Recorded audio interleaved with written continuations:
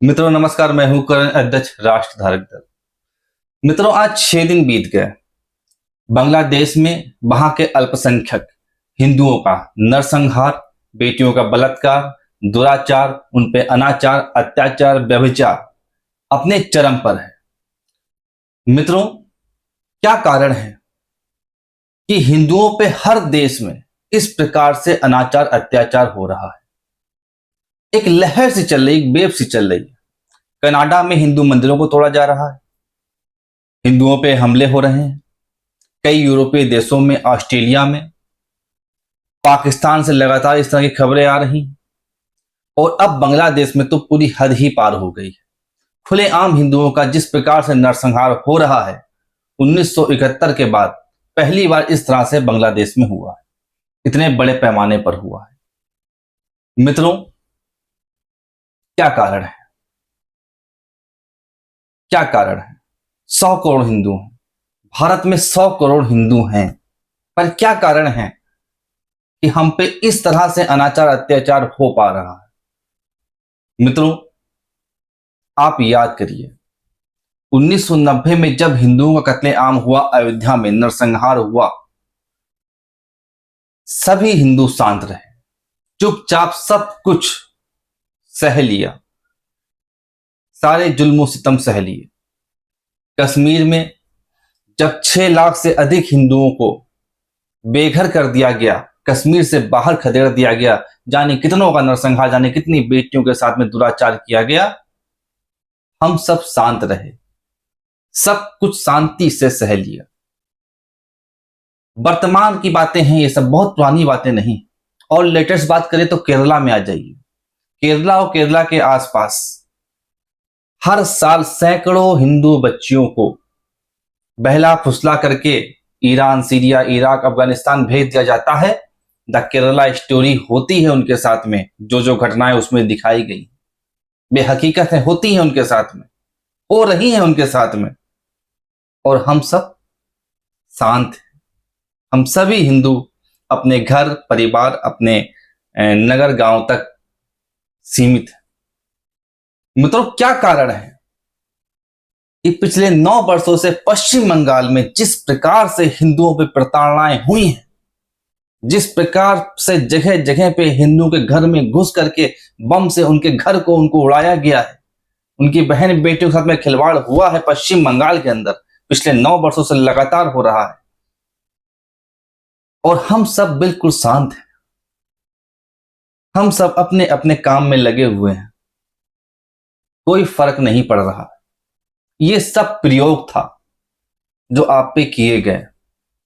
ऐसी अनेकों अनेक घटनाएं, कई ऐसे गांव, कई ऐसे नगर भारत के अंदर जहां से हिंदुओं को पलायन करना पड़ा, जैसा कि अभी वर्तमान में पश्चिम बंगाल से पलायन हिंदुओं का हो रहा है। हमारी आंखों के सामने पश्चिम बंगाल दूसरा कश्मीर बनता जा रहा है। ये सब प्रयोग थे। अब ये प्रयोग पूरे हो गए हैं, अब बड़े एक्सपेरिमेंट हो रहे हैं, जैसे कि बांग्लादेश में पूरी तरह से हिंदुओं का सफाया करने पे कंट्रपत्ति लग चुके हैं। और संभवतः बहुत जल्द वहां पर भी 1 या 2% ही हिंदू बचेंगे, बाकी सब या तो कन्वर्ट करा लिए जाएंगे, क्योंकि ऐसी भी बराबर रील्स, बराबर क्लिप्स आ रही हैं जहां पे हिंदुओं को डंडा और लाठी डंडा हाथ में लेकर के जबरदस्ती नमाज पढ़ाई जा रही है। यानी कि बड़े संख्या में, हजारों की संख्या में उनका कन्वर्जन, जबरन मतांतरण, जबरन धर्मांतरण किया जा रहा है। संदेश बिल्कुल स्पष्ट है कि अब हिंदू बांग्लादेश में नहीं रह सकता। क्या कारण है कि हम 100 करोड़ हिंदू हो करके भी वहां के 15 करोड़ मुसलमान बांग्लादेश के अंदर हिंदुओं पे इतना अनाचार अत्याचार कर रहे हैं। बांग्लादेश के चारों तरफ हम ही हैं और हम इतने लाचार, इतने बेबस, इतने हताश, इतने निराश कि हम कुछ कर ही नहीं सकते। मित्रों आप सरकार के भरोसे बैठे हो। मैंने खुद भी और तमाम मैंने हिंदू संगठनों को देखा जो बराबर ज्ञापन धरने दे करके सरकार से गुहार लगा रहे हैं कि आप कुछ करिए, आप मिलिट्री भेजिए, आप फौज भेजिए, कुछ करिए। पर जब सरकार ने पश्चिम बंगाल में हो रहे हिंदुओं के नरसंहार पे जब कोई एक्शन नहीं लिया तो बांग्लादेश में एक्शन क्या लेगी? ये तो फर्स्ट डे से मुझको इस बात का एहसास है। ऐसा कुछ होने वाला नहीं। मित्रों, आपको ही कुछ करना होगा। आपकी तादाद 100 करोड़ है। अगर 1 करोड़ भी युवा, यदि 1 करोड़ भी हिंदू युवा बांग्लादेश पहुंच जाए तो उनकी हिम्मत नहीं है कि हमारे अन्य हिंदू भाई बंधु बहनों पर अपनी गलत नजर उठा के देख सके, उनके साथ कुछ भी गलत कर सके। मित्रों, हम बहुत कुछ कर सकते हैं, बहुत सामर्थ्य है हमारे अंदर। हमें अपने धर्म का सही ज्ञान होना चाहिए। हम श्री कृष्ण को रास रचाते हुए देखते हैं, नचाते हुए देखते हैं, उनको हम पढ़ते नहीं हैं। आप महाभारत के परिप्रेक्ष्य में देखिए, जब महाभारत का युद्ध हो रहा था और जब युद्ध संपन्न हो गया, समाप्त हो गया, 18 दिन बीत गए और श्री कृष्ण वापस द्वारिका पहुंचते हैं और दाऊ जी से मिलते हैं। और दाऊ जी जब श्री कृष्ण का हाल चाल लेते हैं तो वो उनसे सीधे मुंह बात नहीं करते हैं। पहली बार ऐसा होता है कि श्री कृष्ण दाऊ जी पे बिगड़ते हैं। कहते हैं, कहां थे तुम? दाऊ से पूछते हैं। दाऊ कहते हैं, मैं तो तीर्थ यात्रा पे चला गया था। श्री कृष्ण फटकारते हुए उनसे कहते हैं, आप महाभारत में पढ़िएगा, श्री कृष्ण शेर आता है उसमें देखिएगा। श्री कृष्ण फटकारते हुए कहते हैं, जब देश में धर्म युद्ध चल रहा था, जब देश में न्याय संगत कार्य हो रहे थे, जब देश में अनाचार, अत्याचार और दुराचार के खिलाफ, दुराचारियों के विरुद्ध धर्म युद्ध चल रहा था, उस धर्म युद्ध में भाग लेने के बजाय आप तीर्थ यात्रा पर चले गए। ये आपने ठीक नहीं किया। श्री कृष्ण ने, भगवान श्री कृष्ण ने दाऊ जी को, बलराम जी को बहुत खरी खोटी सुनाते हुए बहुत सख्त शब्दों में उन्हें इस बात का एहसास दिलाया कि देश में जब धर्म युद्ध चल रहा था तो आपने उस धर्म युद्ध में भाग ना लेकर के तीर्थ यात्रा पर चले गए। ये आपने ठीक नहीं किया। मित्रों, आज हम देख रहे हैं ये सावन का पवित्र महीना चल रहा है और परंपरागत तरीके से हिंदू समाज में लाखों हिंदू श्रद्धालु कावड़ लेकर के बाबा धाम इत्यादि अलग अलग मंदिरों में जा रहे हैं। मित्रों, ये धर्म युद्ध का समय है। आपको अपनी कावड़ का रुख मोड़ना होगा। यदि आज भी आप इन स्थितियों परिस्थितियों में भी केवल तीर्थ यात्रा पे लगे रहे, अमरनाथ यात्रा जाते रहे, वैष्णो देवी जाते रहे, केदारनाथ, बद्रीनाथ जाते रहे और कावड़ लेके अन्य अन्य मंदिरों में जाते रहे और अपनी अपनी कावड़ का रुख नहीं मोड़ा, तो जो आज बांग्लादेशी हिंदुओं के साथ हो रहा है, कुछ वर्षों बाद वो आपके साथ, आपके घर में होगा। यदि आपने आज सख्त रुख इख्तियार नहीं किया, आपने सख्त रुख इख्तियार नहीं किया, तो जो माता पिता मर जाते हैं उनके फोटो जो दीवार पर लगाए जाते हैं और उनके फोटोओं पे मालाएं चढ़ाई जाती हैं, तो आपके बच्चे आपके फोटो पे मालाएं नहीं चढ़ाएंगे, थूकेंगे, क्योंकि आप अपने बच्चों के भविष्य के साथ खिलवाड़ कर रहे हैं। आप अपने बच्चों को अंधकार में भविष्य दे रहे हैं। वही दिन उनके लिए आप संजो रहे हैं जो दिन आज बांग्लादेश का हिंदू देख रहा है। मित्रों, आप नहीं जा सकते वहां। यदि आप नहीं जा सकते हैं, आप वहां धन नहीं भेज सकते हैं, आप कोई सहायता नहीं भेज सकते हैं, आप अपनी सरकार पे प्रेशर नहीं बना सकते हैं, दबाव नहीं बना सकते हैं, क्योंकि सरकार तो सुनेगी नहीं। बिल्कुल निष्ठुर है सरकार। कोई संवेदना हिंदुओं के प्रति उसके अंदर है ही नहीं। आप नहीं दबाव बना सकते हैं। आप जहां भी हैं, जिस शहर में हैं, उसी शहर में देखिए, कोई ऐसा शहर नहीं भारत के अंदर जहां बांग्लादेशी मुसलमान बसे ना हो, जहां बांग्लादेशी मुसलमानों की बस्तियां ना हो। ऐसा कोई शहर भारत के अंदर है ही नहीं। आप ढूंढिए, पता करिए और अपनी एक टीम बनाइए और एक कलम लेकर के, बड़ी कलम लेकर के जो दमदार नोकदार कलम हो, उस कलम लेकर के पहुंचिए वहां बस्तियों में, और उसके बाद आपको क्या करना है आपको पता है।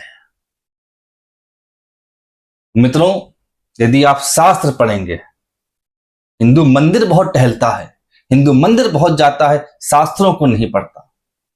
आप शास्त्र पढ़ेंगे तो शास्त्रों में बिल्कुल स्पष्ट लिखा हुआ है कि सबसे प्रीतिपूर्वक धर्मानुसार यथा योग्य बरतना चाहिए।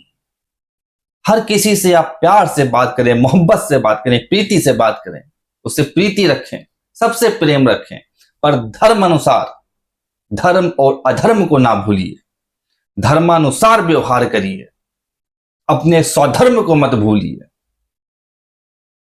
अधर्मियों के साथ कोई निष्ठा नहीं। उसके बाद सबसे प्रतिपूर्वक, प्रेम पूर्वक, दूसरे शब्दों में ऋषियों ने बताया है धर्मानुसार। पहले प्रेम पूर्वक, फिर धर्मानुसार, और तीसरे शब्दों में ऋषियों ने कहा है यथा योग्य बरतना चाहिए। जो जैसा तुम्हारे साथ कर रहा है वैसा ही बर्ताव तुम्हें करना है।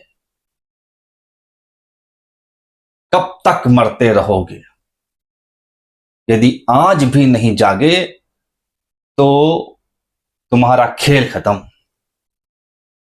आज से मान लो कि अब तुम्हारा कोई अस्तित्व नहीं। मित्रों, फिलिस्तीन यहां से कितना दूर है? 5,000 6,000 किलोमीटर दूर। और वो आतंकवादियों का अड्डा, हमास आतंकवादियों का ठिकाना, आतंकवादियों के गिरोह जो लगातार इजराइल को सताता है, परेशान करता है। और जब इजरायली हमला करते हैं फिलिस्तीन पर तो हर एक मुसलमान खड़ा हो जाता है। हर एक मुसलमान खड़ा हो जाता है, कहता है मुझे फिलिस्तीन जाना है, मुझे लड़ना है उनके लिए। उनके लिए बड़े बड़े डोनेट लगाए जाते हैं, बड़े बड़े अमाउंट उनको भेजे जाते हैं फिलिस्तीनियों को, बड़ी बड़ी राहत सामग्रियां भेजी जाती हैं। सरकारें तो भेजती हैं, हमारी मोदी सरकार ने तो अथाह सामग्री भेजी है, राहत सामग्री। उसके अलावा भी तमाम सारे सैकड़ों मुस्लिम संगठन उनके लिए डोनेट करते हैं, उनके लिए धन भेजते हैं, उनके लिए आदमी भेजते हैं, लोग भेजते हैं, लड़ाकू भेजते हैं, लड़ाके भेजते हैं। और हर एक मुसलमान जाने के लिए तैयार रहता है कि हमें फिलिस्तीन जाना है, हमें इजरायलियों से लड़ना है, यहूदियों से लड़ना है। और आपके भाई बंधु तो दीन दुखी, सताए हुए, परेशान किए हुए, तकलीफ में, निर्दोष, आप उनका साथ नहीं देंगे? आप उनके साथ नहीं खड़े हैं? आप अपनों के साथ नहीं खड़े हैं? केवल फेसबुक और व्हाट्सएप पे? यथार्थ में आप क्या कर रहे हैं? यदि यथार्थ में आपने कुछ नहीं किया तो आपकी पीढ़ी, आपकी नस्लें आप पे थूकेंगी। हमें अपने पूर्वजों से सीखना चाहिए। हम राम के वंशज हैं, हम कृष्ण के वंशज हैं। श्री राम, लक्ष्मण, भरत, शत्रुघ्न अपना कितना ऐशो आराम से अपना जीवन जी सकते थे। जब श्री राम लक्ष्मण बन गए, वनवासी हुए, उसके पीछे की इनसाइड स्टोरियों को पढ़िए। माता कैकेयी ने श्री राम और लक्ष्मण को जानबूझ के वन भेजा था। और किस लिए भेजा था? ताकि वे वहां पे दुष्टों का संहार कर सके। अपनी राजधानी से 2000 किलोमीटर दूर क्यों भेजा था? ताकि वे राक्षसों का संहार कर सके। श्री राम स्वयं अपनी इच्छा से गए थे, माता कैकेयी से परामर्श करके गए थे। श्री राम जानते थे कि उनके पिता दशरथ कभी उनको युद्ध पे नहीं भेज सकते हैं, कभी उनको युद्ध लड़ने की अनुमति नहीं देंगे, क्योंकि वो एक खरोंच भी अपने बेटे पे बर्दाश्त नहीं कर सकते थे। इतना उनको मोह था महाराजा दशरथ को। इसीलिए माता कैकेयी ने बहाने से एक सॉन्ग रच करके, एक ड्रामा करके राम लक्ष्मण को वन भेजा, ताकि देश में राक्षसों का सफाया हो सके, हमारी भारतीय सभ्यता संस्कृति, सनातन सभ्यता संस्कृति अक्षुण्ण रह सके, वहां की माताएं बहनें सुरक्षित रह सकें। हम उनकी संतान हैं।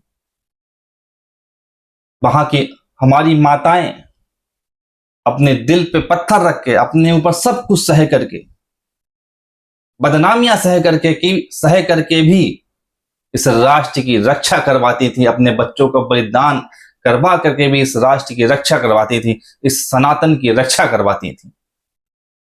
हम उनकी संतानें हैं।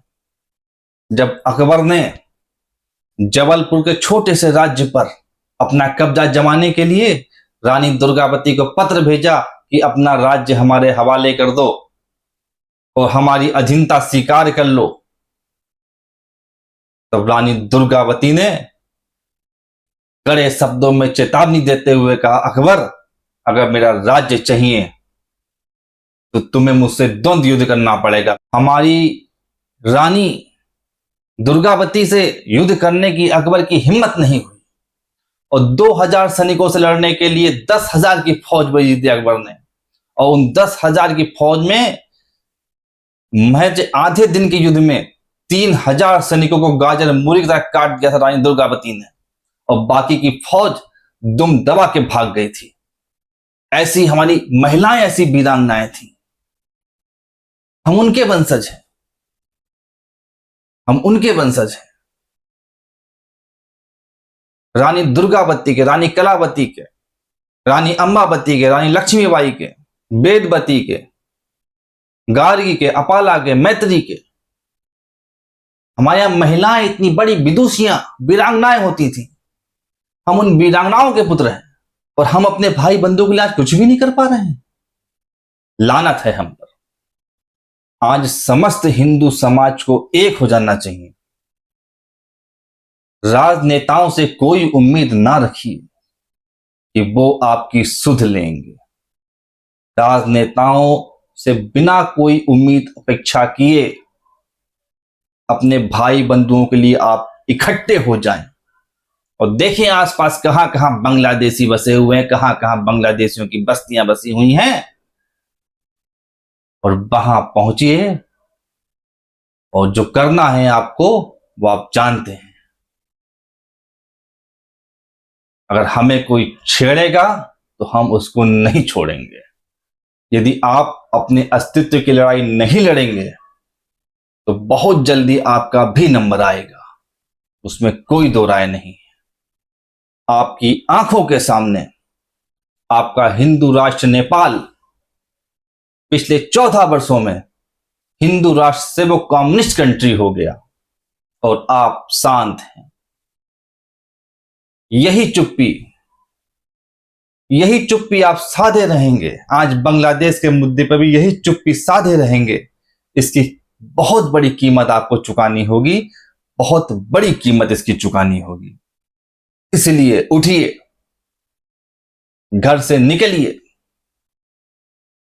और जो कुछ आप कर सकते हैं, घर से बाहर निकल के जो कुछ आप कर सकते हैं वो करिए।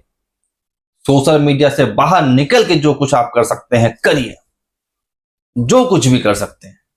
योजनाएं बनाइए, 20 लोग, 50 लोग, 100 लोग इकट्ठा हुई, योजनाएं बनाइए और योजनाबद्ध तरीके से जो कुछ भी आप कर सकते हैं वो आपको करना ही होगा। इसी के साथ में धन्यवाद।